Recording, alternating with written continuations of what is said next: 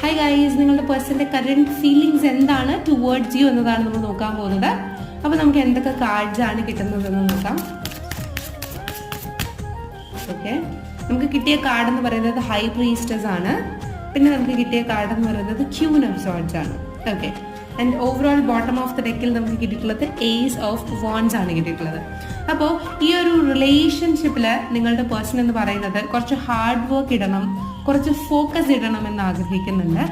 കാരണം നിങ്ങളുടെ കമ്മിറ്റ്മെന്റ് കുറച്ചും കൂടി നല്ലതാക്കാൻ, അല്ലെങ്കിൽ നിങ്ങളുടെ റിലേഷൻഷിപ്പ് കുറച്ചും കൂടി നല്ലതാക്കാൻ വേണ്ടിയിട്ടുള്ള ഒരു താല്പര്യം, ഒരു ഇഷ്ടം അവരുടെ ഉള്ളിൽ നിന്ന് വരുന്നതായിട്ടാണ് കാണുന്നത്. അല്ലെങ്കിൽ അതിന് വേണ്ടിയിട്ട് അവർ എഫേർട്ട് ഇടാൻ തയ്യാറാണ്.